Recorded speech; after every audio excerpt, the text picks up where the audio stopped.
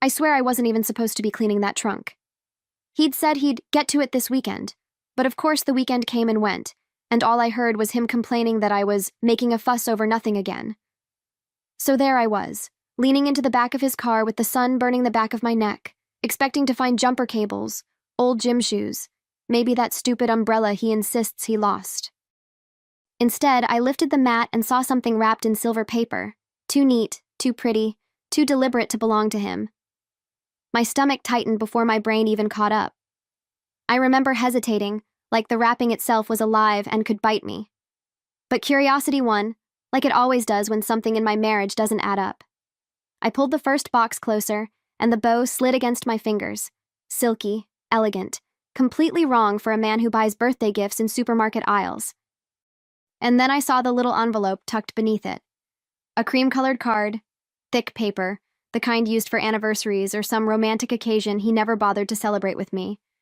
My hands shook as I opened it, though I kept telling myself there had to be a reasonable explanation. There wasn't.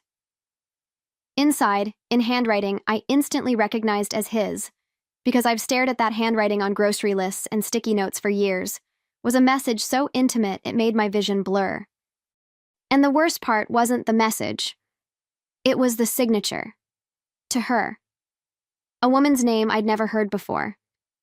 In that moment, something cold and silent settled inside me. Not rage, not heartbreak yet, just the certainty that I had crossed a line I could never uncross. And somehow I pushed the first gift aside and found another one underneath it.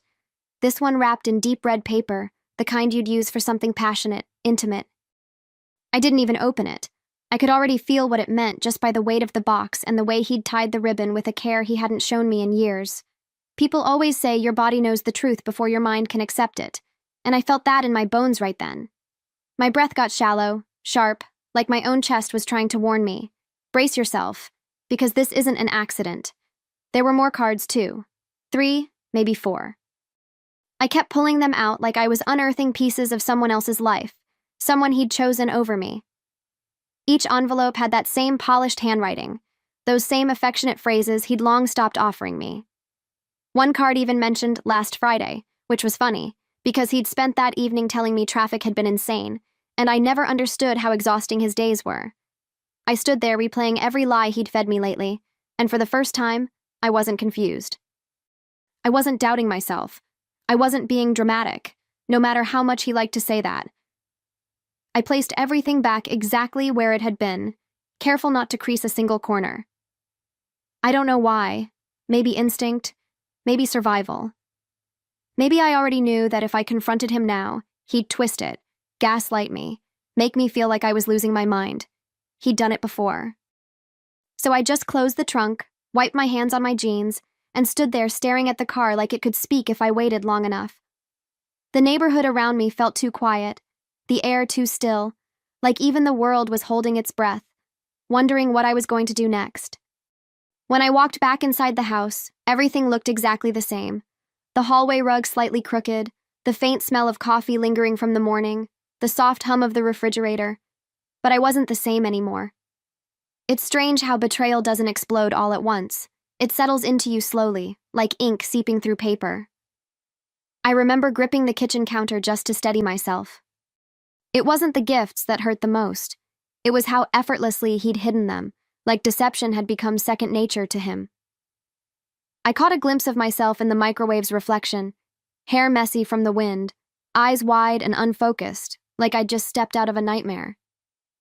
I kept hearing his voice in my head saying things like I was too emotional or imagining problems or picking fights out of nowhere. But now the evidence was real and heavy and wrapped in expensive paper in the back of his car. And that realization, finally knowing I wasn't crazy, hit me with a mix of vindication and grief so intense it made my throat close. I didn't cry. Not then. Instead, I sat at the table, tracing the wood grain with my fingertips, letting silence wrap around me like armor. I knew I couldn't react impulsively. That's exactly what he would expect. No. I needed to gather myself, breathe, and think. Because if there were gifts in that trunk, then there were lies scattered everywhere else. And before I said a single word to him, I needed to find every last one of them. The next morning, I woke up with that tight, sinking feeling in my stomach, the kind you get when you know something is wrong, but the world still expects you to put on mascara and pretend everything's fine. He was already up, clattering dishes in the kitchen, acting like a man with nothing to hide. He asked if I'd slept better, as if concern was something he suddenly remembered how to imitate. I nodded, studying him the way you study a stranger you're trying to read. Every gesture, every casual hum, every glance felt rehearsed.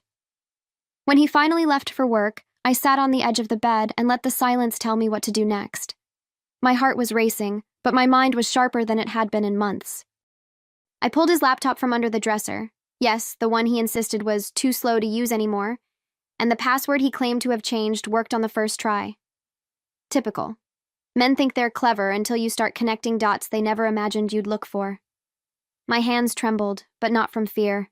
More like my body already knew I was about to confirm what the gifts had only hinted at. Emails, reservations, message confirmations from restaurants I'd never heard of. A hotel booking dated 2 weeks prior, the same night he said he'd been covering for a colleague who'd fallen sick. I scrolled through receipts, timestamps, reminders written in the same handwriting I'd stared at in those cards.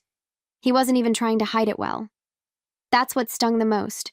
He hadn't taken me seriously enough to cover his tracks, and suddenly, the trunk wasn't an isolated mistake. It was proof of a routine.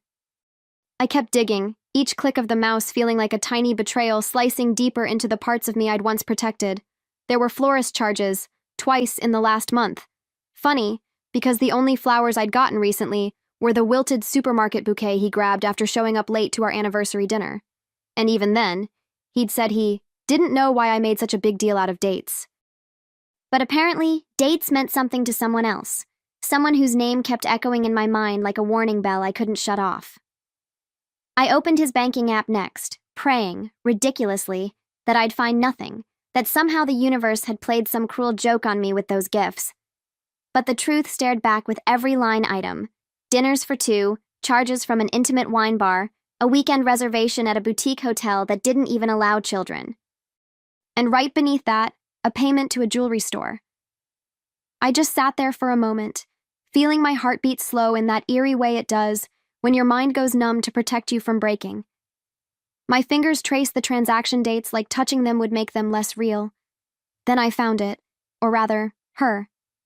The same name from the cards appeared in a contact entry synced automatically with his email. Her number, her photo, a soft smile, hair curled just right, the kind of woman who'd never had to beg for attention the way I had toward the end. I stared at her picture until my eyes burned. He had told me once that I was imagining competition where there was none, insisted that no woman would put up with his crazy schedule. Yet here she was, receiving gifts wrapped in metallic silver paper, while he acted like I was asking too much for a date night. I closed the laptop slowly, like shutting it gently might soften the blow. But the damage was already done. My whole body felt hollow, as if someone had scooped out everything warm inside me and left only the echo of what used to be trust. I sat there on the bedroom floor, legs folded under me, thinking about all the moments he'd accused me of being too suspicious. Every time he'd sighed dramatically, rubbed his forehead, claimed I was picking fights out of thin air. Now I saw those moments clearly. They weren't frustrations. They were rehearsed defenses. I walked to the living room, needing air, space, something that didn't smell like his cologne. The morning light poured through the windows, bright and indifferent, illuminating the life I'd built with him, a life that suddenly felt like a stage set for a play I never auditioned for. I wrapped my arms around myself, feeling the tremor in my shoulders as the truth settled deeper. I wasn't dealing with a one-time mistake or some emotional impulse he'd regret. This was habitual, planned, upheld with the same attention to detail he never bothered to give our marriage. By the time I looked out the window and saw him driving away, I knew something inside me had shifted for good. Not toward rage, not yet, but toward clarity. I didn't want to scream or throw things or demand explanations he'd twist anyway. I wanted knowledge. I wanted the whole picture. Because if there were cards in the trunk, and emails on the laptop, and reservations with someone else, then there were still pieces of the truth waiting for me. And I wasn't going to confront him until I had every fragment in my hands. By the time the afternoon rolled around, I was operating on something sharper than adrenaline, something colder, steadier. I started with the obvious places, checking his coat pockets, the glove compartment, the side table where he tossed loose change and hotel pens. I found a receipt from a restaurant he'd sworn he didn't even like, dated the same night he'd told me he was too exhausted to meet for dinner. My fingers tightened around the paper before I forced myself to flatten it out. Evidence. That's all it was now. Not pain, not shock. Just confirmation stacking neatly in a file I was building in my mind. I opened a drawer in his office and found an envelope with her name scribbled in the corner. My chest tightened involuntarily, but I didn't let myself spiral. Inside was a small printed photo, her, smiling brightly as if the world revolved around her. A candid shot, one I doubt she knew he'd kept. I studied her face closely, searching for what he'd found so irresistible. She looked ordinary. Pretty, yes, but not extraordinary. And somehow that hurt even more. It meant it wasn't about her being better. It was simply that she wasn't me. I placed everything gently back into its drawer, realizing I was no longer the woman pacing the kitchen in disbelief. I was calculating, observing, preparing. When he came home that night, he'd find me calm, smiling even, the way he always wanted me to be, and he wouldn't suspect a thing. Not yet. Because if I had learned one painful truth in the last 24 hours, it was this. The quiet woman is the one you should fear the most. That evening, I watched him walk through the door with the same casual confidence of a man who believes he has mastered the art of lying. He kissed my cheek, light, distracted, and said he hoped I'd had a more relaxed day. I nodded, swallowing the bitterness that rose in my throat. It was almost laughable how easily he shifted roles. The devoted husband, the overworked victim, the man who insisted I was always reading too much into everything. If he noticed my quietness, he chalked it up to one of my moods, something he'd claimed to tolerate with noble patience. I followed him into the kitchen, watching the way he moved, the little tells I'd started recognizing in him. He kept his phone face down on the counter, something he'd only begun doing recently. When a notification buzzed, he casually slid it closer to himself, pretending he needed to check a work email. I saw the way his shoulders tensed, the brief flicker of guilt he thought he hid so well. It was almost empowering, seeing the cracks in his armor now that I finally knew where to look. While he showered, I made copies of everything I'd gathered so far, photos, receipts, screenshots. I printed them and tucked them into a folder I hid inside my closet, behind a stack of winter clothes. My hands moved steadily, methodically, as if they belonged to someone else entirely. Someone who wasn't wounded but strategic. Someone who'd realized that confronting him now would only give him the chance to spin his usual stories. No.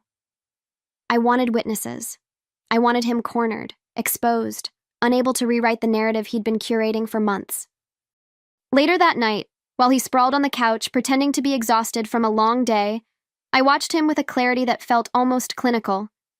He laughed at something on TV, completely unaware that the woman next to him was cataloging every twitch, every sigh, every time he glanced at his phone like it held his real life.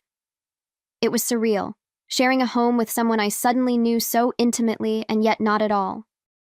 I felt like an undercover stranger in my own marriage, quietly observing a man who had rehearsed his innocence so many times he believed it himself.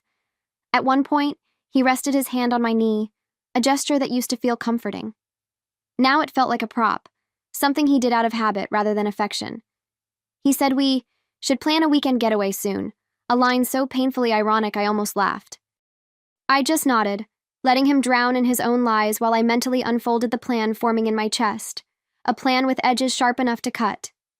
The gifts in the trunk, the cards, the reservations, all of it had given me the fuel I needed. When he finally went to bed, I stayed in the living room, lights dim, heart steady. I knew where this was heading, a confrontation he wouldn't see coming, delivered in a place where he couldn't escape or manipulate the story. Somewhere his mask would finally slip in front of people who mattered. It wasn't about humiliating him. It was about reclaiming the voice he'd spent years twisting into something small and insecure. And as I sat there tracing patterns in the fabric of the couch, I felt the loop closing. The next step wasn't gathering evidence anymore. It was choosing the perfect moment to strike. I chose the moment carefully. His parents' anniversary dinner. A small gathering at their house, nothing extravagant, just family and a few close friends. He'd insisted we attend, said it would mean a lot to them if I showed up with a smile for once. The irony nearly choked me, but I agreed, telling him I'd be ready early. He was thrilled, thought it meant things were smoothing over.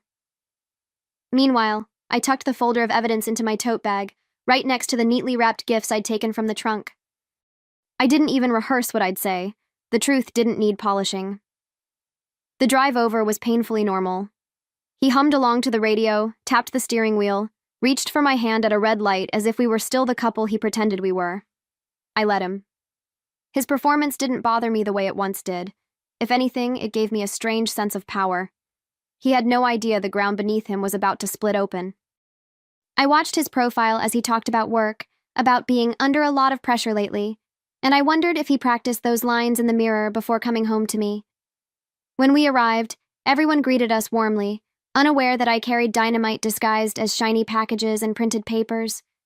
His mother hugged me tightly, the kind of embrace that made my chest tighten with guilt.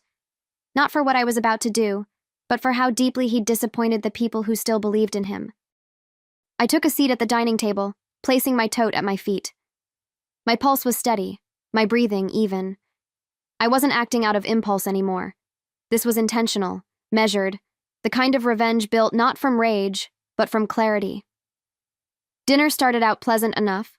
Small talk, shared stories, the clinking of silverware against plates.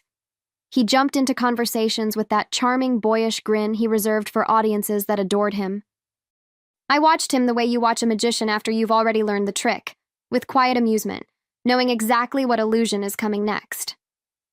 At one point, he even praised me for being in such good spirits lately, as if he were responsible for any lightness that existed in me. I smiled politely, swallowing the urge to laugh at how beautifully timed his self-delusion was. When dessert was served, I knew it was time. The room felt warm, cozy even, like betrayal shouldn't exist in a place lined with family photos and soft lighting. But truth doesn't wait for the right atmosphere. I cleared my throat gently, and everyone turned to me with that kind of expectant attention that made my skin prickle. He glanced at me with mild confusion, a question forming behind his eyes, one he wouldn't like the answer to. I reached down and slowly lifted the silver-wrapped gifts from my tote, placing them neatly in front of me like evidence in a courtroom. He stiffened instantly. I caught the way his jaw tightened, the way his fingers curled slightly around his fork. "Where'd you get those?" he asked, trying and failing to sound casual. I didn't respond right away. Instead, I picked up the first envelope, the one with her name written so elegantly across the front. Then I finally met his eyes, feeling the weight of every lie he'd fed me settle onto the table between us. The room grew silent, thick, as if the air itself understood what was about to happen. I slid the envelope across the table toward him, watching the color drain from his face. "You left these in your trunk," I said softly, almost kindly. "I thought you might want to explain." His mother's fork paused midair. His father leaned back slowly, brows knitting. And he, my husband, looked like a man who'd just realized the trap he'd walked into barefoot. He muttered something about a misunderstanding, about how I shouldn't jump to conclusions, but the words sounded thin, brittle, like glass cracking under pressure. I opened the first gift, revealing the silk scarf still folded perfectly, the scent of perfume rising faintly as if mocking him. Then I read aloud from one of the cards, his handwriting unmistakable, an affectionate message about a weekend he would never forget. His sister covered her mouth. His cousin exchanged a stunned look with his wife. The room shifted, the warmth dissolving into disbelief and quiet horror. He kept insisting I was twisting things, that I didn't understand, but every denial only made him look smaller, more pathetic, more exposed. Finally, I placed the folder of receipts and photos on the table. "If you'd like to deny it," I said, "please, go ahead. I brought enough evidence for everyone here to decide for themselves." His mouth opened, then closed, the way a fish gasps when it's hauled out of water. No lies left, no exit, no version of the story he could mold into something flattering. I stood up slowly, my hands steady, my voice even. "I won't stay married to a man who lies this easily," I told him. "Pack your things tonight." And for the first time in a long while, I felt the ground under me. Solid. Mine. The house felt strangely peaceful the next morning, quieter than it had been in years. He'd packed in a hurry the night before, stuffing clothes into duffel bags, muttering excuses no one asked for, slamming drawers as if loud noises could win an argument he'd already lost. I sat on the couch, listening to him stomp around like a guest overstaying his welcome. When the door finally clicked shut behind him, I exhaled a breath I didn't even know I'd been holding. The silence that followed wasn't lonely. It was cleansing, like the air had finally been filtered of his lies. I walked through each room slowly, touching the back of chairs, the edges of picture frames, letting myself feel the shift. His absence didn't feel like a wound. It felt like space. Space I hadn't realized I'd been craving. In the kitchen, I brewed coffee just for myself, the rich, warm smell filling the room in a way that grounded me. I remembered how he used to complain that I made it too strong, how he preferred everything watered down: coffee, emotions, responsibilities. I took a long sip, letting the bitterness sit on my tongue like a promise of something better. Of course, not everything was calm. Every now and then, a wave of sadness would wash over me. Memories of the early years, the laughter, the trips, the way he used to look at me before he turned that same gaze toward someone else. But those memories didn't break me. They reminded me that I had loved fully, honestly, with a heart he didn't deserve. And the strange thing was, the grief felt cleaner now, like mourning something that had already died long ago, long before I ever opened that trunk and found its final proof. As the days passed, I began noticing things I hadn't felt in years, small pockets of peace tucked into ordinary moments. I could cook dinner without feeling judged for every ingredient I used.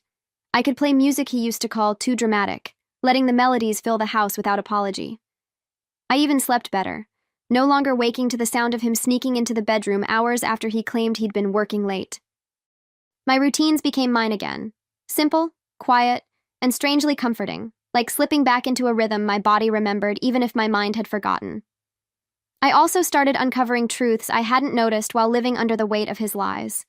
Credit card statements with strange recurring charges. Conversations with friends who admitted he'd brushed off invitations, saying I was too controlling to let him go out. Even his family, who loved him dearly, began connecting their own dots after the dinner. One of his cousins texted me, saying she'd always felt something was off about the way he talked about his stress. I didn't need validation, but hearing others finally see what I'd lived with for years felt like a door clicking open in my chest.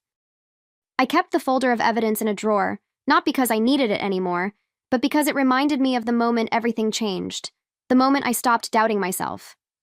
Sometimes I'd open it and look at the cards, the receipts, the photo, and instead of feeling pain, I'd feel gratitude. Not for the betrayal itself, but for the clarity it delivered, brutal as it was. If I hadn't found those gifts, I might still be apologizing for things I never did. I might still be shrinking myself to fit a man who expanded only for others. One evening, I sat on the porch wrapped in a light blanket, watching the sky shift from gold to lavender. It struck me how long it had been since I'd allowed myself to simply sit. No tension in my shoulders, no fear of the garage door opening, no rehearsing conversations in my head. I breathed deeply, feeling the cool air fill my lungs, and realized the constant anxiety I'd been living with wasn't normal at all. It had been him, his lies, his distance, his shadow stretching over everything I did. And now that he was gone, that shadow finally began to fade. I started reconnecting with pieces of myself I'd abandoned. Old hobbies, friends I hadn't seen in months because he'd said they were bad influences. Even small joys, like buying fresh flowers for the house or taking long walks after dinner, felt like reclaiming territory he'd quietly eroded. Each day I felt a little stronger, a little clearer, like someone gently brushing dust off a painting to reveal its original colors. I wasn't healed, not completely, but I was getting there, and for the first time in a long while, I wasn't afraid of the healing process. By the end of that week, something inside me had shifted into place. I no longer woke wondering what he was doing or who he was with. I didn't replay the confrontation or the lies or the cards in the trunk. My mind finally had room for other things: hope, possibility, freedom. I could almost feel the next chapter of my life waiting just beyond the horizon, patient and open. I wasn't racing toward it. I wasn't hiding from it either. I was simply ready, in a way I hadn't been in years. A few weeks later, I got a message from an unknown number. At first, I almost ignored it. Peace had become something I protected fiercely. But curiosity nudged me, the same way it had the day I opened the trunk. When I tapped the notification, her name appeared on the screen. Her. The woman from the cards. The woman who'd worn the perfume and received the silk scarf. She wrote that she'd only just learned the truth, how he'd told her I was emotionally unstable, how he'd made himself sound like a wounded hero trapped in a loveless marriage. She apologized, said she had no idea. Her words were earnest, trembling. I felt surprisingly little. I told her she didn't owe me anything. And I meant it. She'd been misled too, fed a curated version of him, just like I had been fed excuses and long sighs and accusations for years. She asked if she could drop off the gifts he'd given her, said she didn't want them anymore. I smiled at my phone, feeling a softness in my chest that wasn't forgiveness exactly, more like understanding. I told her to keep them if she wanted, or return them, or burn them. They weren't mine to deal with, not anymore. Then, almost on impulse, I sent her a picture of the wrapped boxes still sitting in my drawer. "You can have these too," I typed. "They were never meant for me." When I put my phone down, I felt something unclench deep inside me. Not triumph. This wasn't about winning. Not closure in the dramatic sense either. Just a quiet, steady acceptance that the life I'd been grieving wasn't real in the first place. I stepped outside, letting the late afternoon sun warm my face, and breathed in the kind of easy air I hadn't tasted in years. My story with him was over, and the next part of my life, one built on truth, not illusions, was finally beginning.